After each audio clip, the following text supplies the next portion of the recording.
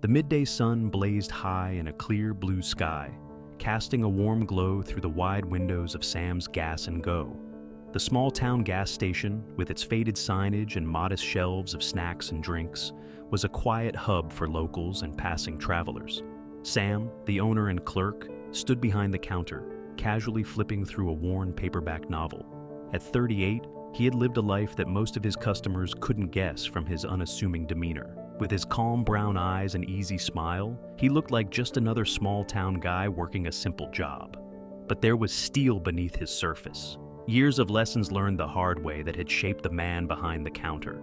The bell above the door jingled as two men walked in, their heavy boots clunking against the tiled floor. Sam glanced up briefly, clocking the leather jackets, dark sunglasses, and bandanas tied over unkempt hair. Bikers. Not uncommon for this area, but these two had an energy about them, loud, cocky, and just a little too confident. The taller of the two strode up to the counter, his boots kicking up scuff marks as he leaned on the glass, grinning wide enough to flash a row of uneven teeth. "Afternoon," he said, his voice carrying the hint of a taunt. "Afternoon," Sam replied evenly, setting his book down. His eyes flicked to the other man, who was idly browsing the shelves but clearly paying more attention to the counter than the snacks. Trouble, Sam thought. The taller man tapped his knuckles on the counter. "Nice place you got here. Shame if anything happened to it." Sam didn't flinch. He'd heard worse, dealt with worse. Keeping his voice steady, he said, "What can I do for you, fellas?" The man's grin widened. "You can start by opening that register." Sam's heart rate quickened, but his expression stayed calm. He glanced out the window, catching sight of a few more bikes parked near the pumps. This wasn't a random stop. It was a planned hit. Sam straightened, his voice steady as ever. "You might want to rethink that." The biker laughed, slapping his palm on the counter. "Oh yeah? And why's that?" Sam met his gaze, his calm exterior unshaken. "Because you just picked the wrong gas station." The biker's laughter echoed through the small gas station, but Sam didn't flinch. He'd seen men like this before, loud, arrogant, and convinced they could intimidate anyone with their bravado. The man behind the counter, however, was no stranger to pressure. Years ago, Sam had walked away from a different life, one that had taught him how to stay calm under fire and act decisively when needed. "Rethink it?" The taller biker sneered, his grin fading slightly as he leaned closer. "You don't seem to understand how this works. Open the register, or we'll open it ourselves." Sam's hand rested casually on the counter, his thumb brushing against the hidden panic button installed just under the edge. He had put it in years ago, more out of habit than necessity. Today, it might save him. "Look," Sam said, his tone calm but firm, "I'm just trying to run a business. You don't want to do this." The other biker, a wiry man with sunken eyes and a permanent scowl, appeared from behind the shelves, a bag of chips in one hand and a tire iron in the other. "What's the holdup, Blaze?" he growled. "Just smash it and grab the cash." Blaze, the taller man, turned and gestured toward the wiry one. "Patience, Snake. I like to give people a chance to cooperate before things get messy." Sam's eyes flicked toward the parking lot. Through the wide windows, he could see 3 more bikers lounging near the gas pumps, their bikes gleaming under the sun. They weren't paying close attention, but their presence was a reminder that this wasn't just a 2-man operation. Snake moved closer to the counter, tossing the chips onto a display rack with a smirk. "Clock's ticking, hero. What's it gonna be?" Sam's calm exterior remained intact, but his mind was racing. He pressed the hidden panic button with his thumb, feeling the faint click beneath his skin. It would silently alert the local sheriff's department, but he knew they wouldn't arrive for at least 15 minutes. He needed to stall. "All right," Sam said, raising his hands in mock surrender. "Let me grab the key for the register. No need for trouble." Blaze leaned back, a satisfied grin spreading across his face. "That's more like it." Sam opened a drawer under the counter, his movements slow and deliberate. He reached past the cash register key and wrapped his fingers around the handle of a small, weighted flashlight, a tool he kept there for emergencies.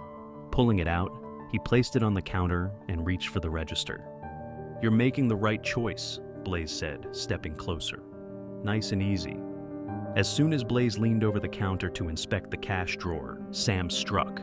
With a swift motion, he swung the flashlight upward, connecting with Blaze's wrist. The biker let out a yelp, stumbling backward and clutching his hand. "Son of a..." Blaze growled, but Sam was already moving. He grabbed the tire iron from Snake's loose grip, twisting it free before the wiry man could react. Sam jabbed the tire iron forward, catching Snake in the gut and sending him sprawling into a display of snack cakes. The shelves rattled as they tipped over, scattering their contents across the floor. The bikers outside finally noticed the commotion. One of them, a burly man with a shaved head, pointed toward the window and shouted, "Blaze! Snake! What the hell's going on?" Sam darted behind the counter, keeping low as Blaze scrambled to his feet. The taller man's bravado was gone, replaced by pure rage. "You're dead, you hear me?" Blaze snarled. "Nobody pulls that crap on us and lives to tell about it." Snake was still on the floor, groaning as he tried to push himself up. Sam knew he didn't have much time before the bikers outside stormed in. He grabbed a fire extinguisher from under the counter and aimed it at Blaze, pulling the pin and squeezing the handle. A thick cloud of white foam erupted, engulfing Blaze and momentarily disorienting him. Blaze stumbled blindly, coughing and swiping at the foam. Sam didn't wait for him to recover. He vaulted over the counter and headed for the storage room in the back, slamming the door shut behind him. He could hear the bell above the front door jingle as the other bikers entered, their heavy boots thudding against the tiled floor. "What happened?" one of them shouted. "Where's that clerk?" Blaze's muffled voice barked back, "He's in the back! Get him!" Sam's heart pounded as he scanned the storage room. Shelves lined the walls, stocked with cleaning supplies, paper towels, and a few tools. He grabbed a metal mop handle and positioned himself near the door, listening for the biker's approach. The doorknob rattled, followed by a loud bang as someone tried to kick the door open. "Come out, clerk!" another voice shouted. "You're making this worse for yourself." Sam tightened his grip on the mop handle. The door splintered under a second kick, and a burly biker burst through, his eyes scanning the room. Sam struck swiftly, swinging the handle across the man's knees and sending him toppling to the floor. Before the biker could recover, Sam grabbed a nearby bucket of mop water and dumped it over his head, further disorienting him. The second biker entered, wielding a crowbar. Sam ducked under the first swing and jabbed the mop handle into the man's ribs, forcing him back into the doorway. The small space worked to Sam's advantage, limiting the biker's ability to maneuver. Blaze's voice echoed from the main room. "Enough of this! Burn the place if we have to." Sam's stomach clenched. He knew they weren't bluffing. These men wouldn't hesitate to destroy the station to save face. He had to act fast. He spotted a metal ladder leaning against the far wall and an access panel in the ceiling. Climbing quickly, he pushed the panel open and hoisted himself into the crawl space. Below, he could hear the bikers shouting and searching the storage room, their frustration mounting. Sam crawled through the cramped space, his flashlight beam cutting through the darkness. He reached an air vent that overlooked the main room and peered through the slats. The remaining bikers were regrouping, their patience clearly wearing thin. "Light it up!" Blaze ordered, holding a Zippo lighter in one hand. Sam's pulse quickened. He reached into his pocket and pulled out his phone, dialing 911. "Sheriff's Department," the dispatcher answered. "This is Sam at the Gas and Go," he whispered. "The bikers are about to torch the place. I need backup now." "We've got units on the way," the dispatcher assured him. "Hold tight." Sam ended the call and turned his attention back to the bikers. He had to buy time, but he couldn't risk a direct confrontation. Instead, he scanned the ceiling and spotted a fire alarm pull station near the front entrance. If he could activate it, the loud alarm might disorient the bikers long enough for help to arrive. Carefully, Sam maneuvered through the crawl space, his every movement deliberate to avoid making noise. He reached another access panel near the front of the store, directly above the fire alarm. Taking a deep breath, he pushed the panel open and dropped down silently.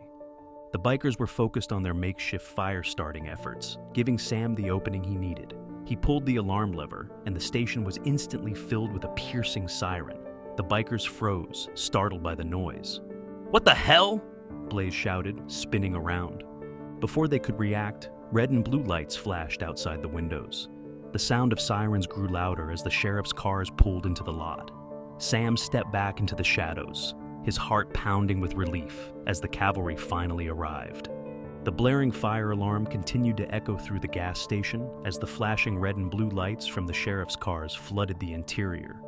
Blaze and his crew froze, their bravado crumbling as the realization of their situation set in. Outside, deputies barked commands through a megaphone, ordering the bikers to surrender. Sam watched from his position near the fire alarm, his chest rising and falling as he caught his breath. He stepped out from the shadows, his calm demeanor masking the adrenaline coursing through his veins. "You heard them," he said, his voice cutting through the chaos. "It's over." Blaze turned to glare at Sam, but the fight had drained from his eyes. With a snarl, he tossed his lighter to the ground and raised his hands. "This isn't over, clerk," he spat, but the words rang hollow. One by one, the bikers dropped their makeshift weapons and complied as deputies stormed the building, guns drawn. The sheriffs quickly took control, cuffing the gang and escorting them outside to waiting squad cars. Blaze was the last to be let out, his defiance replaced by frustration as he was forced to face the consequences of his actions. Sam leaned against the counter, watching as order was restored. One of the deputies approached him, a look of admiration on his face. "You held your ground," the officer said. "Not many would have done what you did." Sam shrugged, glancing at the mess left behind. "Just doing what I had to."